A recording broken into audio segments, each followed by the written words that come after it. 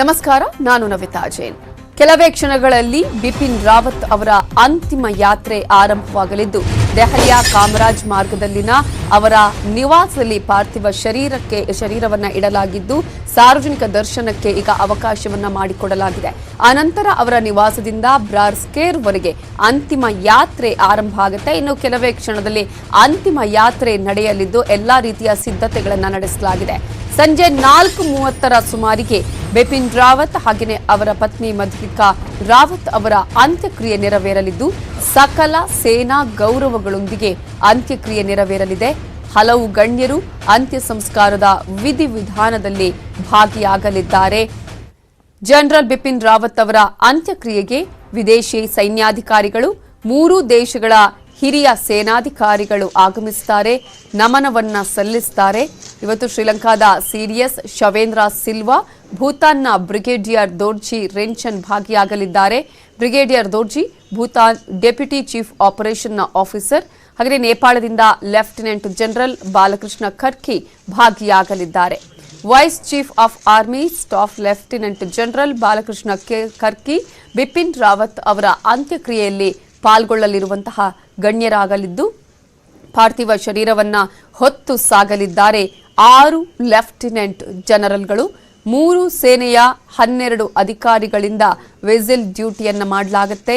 ಭೂಸೇನೆಯ ಎಲ್ಲಾ ಶ್ರೇಣಿಯ 99 ಅಧಿಕಾರಿಗಳು, ನೌಕಾಸೇನೆ, ವಾಯುಸೇನೆಯ 33 ಅಧಿಕಾರಿಗಳು ಪಾರ್ಥಿವ ಶರೀರದ ಮೆರವಣಿಗೆಯ ವೇಳೆ ವಿಶೇಷ ಎಸ್ಕಾರ್ಟ್ನಲ್ಲಿರ್ತಾರೆ.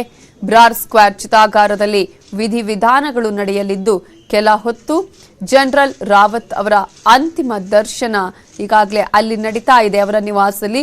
ಅನಂತರ ಈಗ ಅಲ್ಲಿಂದ ನೇರವಾಗಿ ಬ್ರಾರ್ ಸ್ಕ್ವೇರ್ವರೆಗೆ ಅಂತಿಮ ಮೆರವಣಿಗೆ ಸಾಗಲಿದೆ. ಅಂತ್ಯಕ್ರಿಯೆಯಲ್ಲಿ ಗಣ್ಯರು ಮಾತ್ರ ಭಾಗಿಯಾಗುವುದಕ್ಕೆ ಅವಕಾಶ ಇದ್ದು ಅಂತ್ಯಕ್ರಿಯೆಯಲ್ಲಿ 800 ಸೇನಾಧಿಕಾರಿಗಳು ಉಪಸ್ಥಿತರಿರ್ತಾರೆ. ಜನರಲ್ ಬಿಪಿನ್ ರಾವತ್ಗೆ ವಿಶೇಷವಾಗಿ 17 ಬಾರಿ ಗನ್ ಸೆಲ್ಯೂಟ್ ಅನ್ನ ಗೌರವವನ್ನ ಸಲ್ಲಿಕೆ ಮಾಡಲಾಗುತ್ತೆ. ಕೊನೆಗೆ ರಾವತ್ ಕುಟುಂಬಸ್ಥರಿಂದ ವಿಧಿವಿಧಾನ ನೆರವೇರುತ್ತೆ. ಕೆಲ ಹೊತ್ತಲ್ಲೇ ಅಂತಿಮ ಯಾತ್ರೆ ಆರಂಭ ಆಗತ್ತೆ. ಗಣ್ಯರು ಬಿಪಿನ್ ರಾವತ್ ಅವರ ನಿವಾಸಕ್ಕೆ ಆಗಮಿಸಿ पार्थिव शरीर दा अंतिम दर्शनवನ್ನ ಪಡಿತಾ ಇದ್ದಾರೆ. क्योंकि सबसे बड़ा सदमा, सबसे बड़ा जो धक्का है उनके परिवार को लगा है और देश को झकझोर कर रख दिया उस घड़ी ने, उस मनहूस वक्त ने जब उनका हेलीकॉप्टर क्रैश हो गया, हादसे का शिकार हो गया. तमिलनाडु के कुन्नूर में नीलगिरी का जो जंगल है, किस तरह से 13 जिंदगियों को हमेशा के लिए लील गया. लेकिन यहाँ पर कई राज्यों के लोग आए हुए हैं, सिर्फ दिल्ली के ही नहीं है, सिर्फ उत्तराखंड के ही नहीं है. उत्तराखंड का जिक्र इसलिए जरूरी हो जाता है क्योंकि वो उत्तराखंड से थे. एक अलग प्रेम जो था उनका अपने राज्य के प्रति भी हमेशा से रहा, क्योंकि जन्म लिया, वहां पर खेले कूदे बड़े हुए. पर इस बीच कहा जा सकता है ये जो तमाम तस्वीरें आप हमारे सामने देख रहे हैं अब धीरे धीरे जो है वो आगे बढ़ती हुई भी नजर आएंगी. और मेरी सहयोगी जसप्रीत भी मेरे साथ इस वक्त बनी हुई है. जसप्रीत की तरफ हम जाएंगे. जसप्रीत, बस कुछ ही देर में ये जो पूरा प्रोसेस है आगे बढ़ते हुए पंचतत्व में विलीन यहाँ पर हो जाएंगे और बराड़ की तरफ पहुंचेंगे. किस तरह से वहां पर गमगीन करने वाली तस्वीरें आ रही हैं सामने फिलहाल?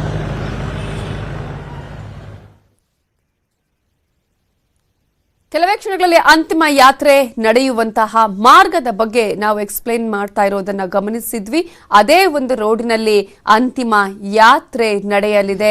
ಎಲ್ಲಾ ರೀತಿಯಾದಂತಹ ವಿಧಿವಿಧಾನಗಳನ್ನು ನೆರವೇರಿಸುವುದಕ್ಕೆ ಮುಂಚೆ ಸಕಲ ಸೇನಾ ಗೌರವಗಳನ್ನು ಸಲ್ಲಿಸಲಾಗುತ್ತೆ. ಅಂತಿಮ ಯಾತ್ರೆ ಸಾಗುವ ದಾರಿಯ ದೃಶ್ಯಗಳನ್ನ ನೀವು ನೋಡ್ತಾ ಇದ್ದೀರಾ. ಸಕಲ ರೀತಿಯಲ್ಲೂ ಅಲ್ಲಿ ಎಲ್ಲಾ ರೀತಿಯಲ್ಲೂ ಸಿದ್ಧತೆಗಳನ್ನ ಮಾಡಿಕೊಳ್ಳಲಾಗಿದೆ. ಈಗಾಗಲೇ ಎಲ್ಲರೂ ಕ್ಷಣಗಣನೆಯನ್ನ ಮಾಡ್ತಾ ಇದ್ದಾರೆ. ಹಾಗೆ ಸಂಪೂರ್ಣವಾಗಿ ಆ ಒಂದು ರೋಡ್ ನಲ್ಲಿ ಸೆಕ್ಯೂರಿಟಿ ವ್ಯವಸ್ಥೆಯನ್ನ ಮಾಡಲಾಗಿದೆ. ಮತ್ತೊಂದು ಕಡೆ ದೃಶ್ಯದಲ್ಲಿ ನೋಡ್ತಾ ಇದ್ದೀರಾ, ಗಣ್ಯರು ಅಂತಿಮ ನಮನವನ್ನ ಸಲ್ಲಿಸ್ತಾ ಇರುವಂತಹ ದೃಶ್ಯವನ್ನ ನಾವು ನೋಡ್ತಾ ಇದ್ದೀವಿ. ಕೆಲವೇ ಹೊತ್ತಿನಲ್ಲಿ ಅಂತಿಮ ಯಾತ್ರೆ ಆರಂಭ ಆಗಲಿದೆ.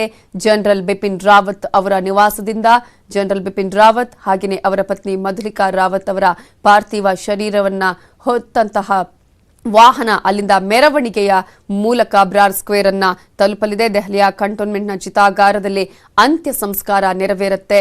ಅಂತ್ಯ ಸಂಸ್ಕಾರ ಮಾಡೋದಕ್ಕಿಂತ ಮುಂಚೆ ಸಕಲ ಸೇನಾ ಗೌರವವನ್ನ ಸಲ್ಲಿಕೆ ಮಾಡಲಾಗತ್ತೆ. ನಾವು ಆಗ್ಲೇ ಹೇಳ್ತಾ ಇದ್ದೆ ಯಾವ ರೀತಿಯಾಗಿ ಸೇನಾ ಗೌರವ ಇರುತ್ತೆ. ಇಂತಹ ಸಂದರ್ಭದಲ್ಲಿ ಅತ್ಯುನ್ನತ ಸರ್ವೋತ್ಕೃಷ್ಟವಾದಂತಹ ಒಂದು ಮಹೋನ್ನತವಾದಂತಹ ಸ್ಥಾನವನ್ನ ಅಲಂಕರಿಸಿದವರು ಜನರಲ್ ಬಿಪಿನ್ ರಾವತ್ ಅವರು. ಈಗಾಗಲೇ ದೃಶ್ಯದಲ್ಲಿ ನಾವು ಗಮನಿಸ್ತಾ ಇದ್ದೀವಿ ಬಿಪಿನ್ ರಾವತ್ ಅವರ ಒಂದು ಅಂತಿಮ ಯಾತ್ರೆಯನ್ನ ಮಾಡೋದಿಕ್ಕೆ, ಅಂತಿಮ ಯಾತ್ರೆಯ ಮೆರವಣಿಗೆ ಸಾಗುವಂತಹ ವಾಹನವನ್ನ ಕೂಡ ನಾವು ಗಮನಿಸಬಹುದು. ಹೂವಿನಿಂದ ಅಲಂಕಾರ ಮಾಡಲಾಗಿದೆ. ಸೇನಾ ವಾಹನದಲ್ಲಿ ಅವರ ಅಂತಿಮ ಯಾತ್ರೆ ನೆರವೇರಲಿದೆ. ಅಂತಿಮ ಯಾತ್ರೆಯ ಮೆರವಣಿಗೆಗೆ 2 ವಾಹನಗಳು, ಈಗ ಹೂವಿನಿಂದ ಅಲಂಕಾರಗೊಂಡಂತಹ ವಾಹನಗಳು, ಮಿಲಿಟರಿ ವಾಹನಗಳು ಬಂದಿರುವುದನ್ನು ನಾವು ನೋಡ್ತಾ ಇದ್ದೀವಿ. ಇದು ಅವರ ನಿವಾಸದ ಮುಂಭಾಗದ ದೃಶ್ಯವನ್ನ ನೋಡ್ತಾ ಇದ್ದೀವಿ. ಎಲ್ಲಾ ರೀತಿಯ ಸಿದ್ಧತೆಗಳನ್ನ ಮಾಡಿಕೊಳ್ಳಲಾಗಿದೆ. ವೀರ ಪುತ್ರನಿಗೆ ಸಂಪೂರ್ಣವಾದ ಸೇನಾ ಗೌರವವನ್ನ ಸಲ್ಲಿಕೆ ಮಾಡಿ ಅಂತಿಮ ವಿಧಿವಿಧಾನವನ್ನ ನೆರವೇರಿಸಿ ಅಂತ್ಯ ಸಂಸ್ಕಾರವನ್ನ ನೆರವೇರಿಸಲಾಗುತ್ತೆ. ಹಾಗಾದ್ರೆ ಹೇಗಿರುತ್ತೆ ಈಗ ಮೆರವಣಿಗೆ ಸಾಗಿದ ನಂತರದ ಕ್ರಮಗಳು ಏನೇನು, ಮೆರವಣಿಗೆ ಯಾವ ರೀತಿಯಾಗಿ ನಡೆಯುತ್ತೆ ಅನ್ನೋದನ್ನ ಕೂಡ ನಾವು ನೋಡ್ತಾ ಹೋಗೋದಾದ್ರೆ, विदाई देने का जो ये इंतजार होता है, सबसे बड़ा दर्द जो है वो सामने लाता है। और मेरे सामने देखिए ये पूरी कतार इस वक्त आप देख सकते हैं, मेरे सहयोगी अजय आपको दिखाएंगे। सभी के हाथों में ये पोस्टर है, ये भारत हिंदुस्तान का ये झंडा है और साथ ही लिखा हुआ है सीडीएस जनरल बिपिन रावत जी अमर रहे। श्रीमती मधुलिका रावत जी को भी यहाँ पर श्रद्धांजलि दी गई है, नमन उन्हें किया जा रहा है, क्योंकि जिस तरह से ये दर्दनाक हादसा हुआ उसके बाद हर किसी के चेहरे पर गम है, हर किसी के दिल में गम है। एक आदर्श के तौर पर हमेशा से रहे, वो जज्बा हमेशा से नजर आया जो दुश्मनों को थर्राने पर मजबूर करता रहा। लेकिन इस तरह से अचानक से ये हादसा सामने आएगा, किसी ने कल्पना भी यहाँ पर नहीं की थी, क्योंकि कई बार इससे पहले भी वो मौत को मात देकर सामने आ चुके थे और उम्मीद यही की जा रही थी कि ये खबर भी बिल्कुल झूठी निकले। लेकिन ये कड़वा सच आखिरकार जब सामने आया तो हर किसी की आंखें नम हो गई, हर किसी के लिए विश्वास कर पाना बेहद मुश्किल यहाँ पर रहा। लेकिन हमेशा से अपने संबोधन में जब भी वो किसी को कोई संदेश देते थे तो राष्ट्र को सबसे पहले रखते थे। हमेशा से कहते थे कि सिर्फ रोजगार के दायरे तक अपनी जिंदगी को सीमित नहीं रखना है, बल्कि रोजगार देने वाला बनना है ताकि देश हित यहाँ पर हो सके। एक बार फिर से आप देखिए ये जो लंबी कतार है, यहाँ शांत बैठी जो ये पूरे लोग यहाँ पर नजर आ रहे हैं, सभी के दिल में दर्द है, चाहे बुजुर्ग हो, चाहे महिलाएं हो, चाहे युवा वर्ग हो, हर किसी के बीच में एक पैठ हमेशा से यहाँ पर रही। और कामराज मार्ग यानी कि यहीं से बराड़ स्क्वायर शमशान घाट तक अंतिम यात्रा का ये सफर शुरू होगा बस कुछ ही देर में। दिल्ली पुलिस की अगर माने तो अभी जो बातचीत भी यहाँ पर हो रही थी, कामराज मार्ग से होते हुए 3 मूर्ति 11 मूर्ति फिर धौला कुआं होते हुए सीडीएस बिपिन रावत की जो अंतिम यात्रा है वो आगे बढ़ती हुई नजर आएगी, जो कि बराड़ स्क्वायर तक पहुंचेगी, जहां पर उनका पूरे राजकीय सम्मान के साथ विधि विधान के साथ अंतिम संस्कार यहां पर किया जाएगा। साल 2017 भी सभी को याद है, जब आर्मी चीफ रहते हुए उन्होंने देश के 2.5 मोर्चे के युद्ध के लिए तैयार होने की बात की थी, तो हर कोई हैरान था कि आखिर ये आधा मोर्चा क्या है जिसमें पाकिस्तान और दूसरा चीन। हमेशा से उन्होंने अपने जज्बे के जरिए, अपने हौसले के जरिए सिर्फ बयान ही नहीं दिए हैं। ऐसा नहीं था कि वो सिर्फ बयान देते थे, बल्कि उन बयानों को लेकर जो उनकी रणनीति सामने आती थी, जो स्ट्रेटेजी सामने आती थी, यूं ही उन्हें मैन ऑफ द स्ट्राइकर, जो सर्जिकल स्ट्राइक का नहीं कहा जाता है, वो मादा था उनमें, वो हिम्मत थी, वो जज्बा था। और यही वजह है कि बिपिन रावत अमर रहे, उनकी छाप अमिट रहे। जब तक सूरज चांद रहेगा बिपिन रावत का नाम रहेगा। भारत माता की जय, ये जो तमाम नारे इस वक्त लगाए जा रहे हैं ये उनके सम्मान में लगाए जा रहे हैं, ये उनकी शख्सियत का वो हिस्सा है जिनका लोहा यहाँ पर हर कोई मानता रहा। और यही वजह है कि विदेश से भी यहाँ पर जो बड़े बड़े प्रतिनिधि मंडल हैं उन्हें श्रद्धांजलि देने के लिए पहुंचे हुए हैं।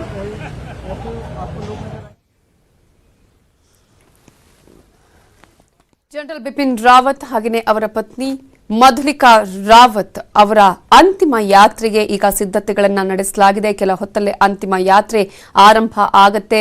ಮಧ್ಯಾಹ್ನ 2 ಗಂಟೆಯಿಂದ 4 ಗಂಟೆಯವರೆಗೂ ಮೆರವಣಿಗೆ ಸಾಗಲಿದೆ ಅನ್ನುವಂತಹ ಮಾಹಿತಿಗಳು ಸಿಕ್ಕಿದ್ವು. ಆದರೆ ಸಾಕಷ್ಟು ಗಣ್ಯರು ಬಂದು ಅಂತಿಮ ನಮನವನ್ನು ಸಲ್ಲಿಸ್ತಾ ಇರೋದ್ರಿಂದ ಹೆಚ್ಚಿನ ಸಂಖ್ಯೆಯಲ್ಲಿ ಗಣ್ಯರು, ಅವರ ಕುಟುಂಬಸ್ಥರು, ಸೇನಾಧಿಕಾರಿಗಳು, ಸೇನಾಪಡೆಯ ಅನೇಕ ಅಧಿಕಾರಿಗಳು ಬಂದು ಅಂತಿಮ ನಮನವನ್ನು ಸಲ್ಲಿಸ್ತಾ ಇರೋದ್ರಿಂದ ಈಗ ಹೆಚ್ಚಿನ ಸಂಖ್ಯೆಯಲ್ಲಿ ಗಣ್ಯರು ಬರ್ತಾ ಇರೋದ್ರಿಂದ ಒಂದಷ್ಟು ಹೊತ್ತು ಆ ಕಡೆ ಈ ಕಡೆ ಆಗಬಹುದು ಅನ್ನುವಂತಹ ಮಾಹಿತಿ ಕೂಡ ಲಭ್ಯವಾಗಿದೆ.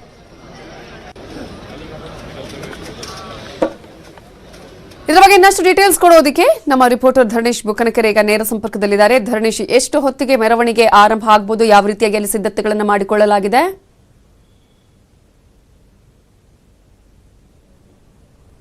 ನವಿತಾ, ಸಿಡಿಎಸ್ ಜನರಲ್ ಬಿಪಿನ್ ರಾವತ್ ಮತ್ತು ಅವರ ಪತ್ನಿ ಮಧುಲಿಕಾ ರಾವತ್ ಅವರ ಅಂತ್ಯಕ್ರಿಯೆಗೆ ಈಗೇನು ಎಲ್ಲ ಸಿದ್ಧತೆಗಳು ಆಗಿದ್ದಾವೆ. ದೆಹಲಿಯ ಕಂಟೋನ್ಮೆಂಟಲ್ ನಲ್ಲಿರುವಂತಹ ಬಾರ್ ಸ್ಕ್ವೇರ್ ಸೇನಾ ರುದ್ರಭೂಮಿನಲ್ಲಿ ಅವರ ಅಂತ್ಯಕ್ರಿಯೆ ಆಗುತ್ತೆ.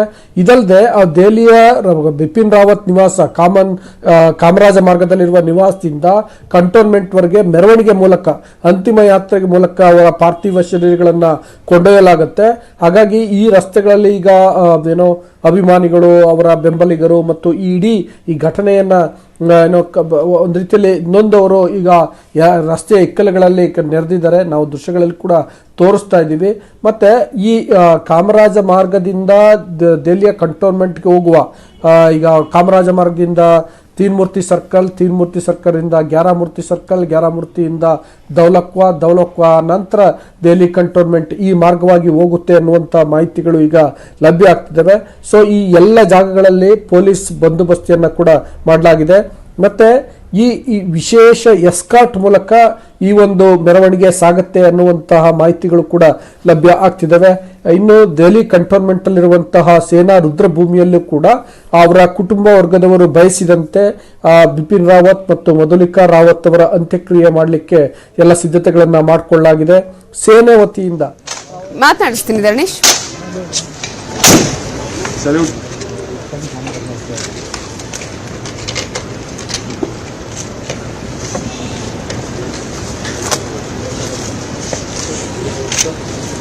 ऊपर जा नहीं सकते हैं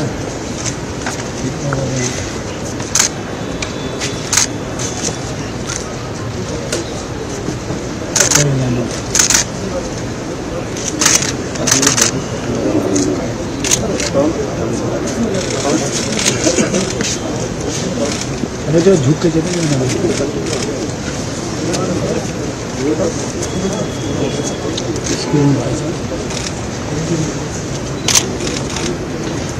बिपिन रावत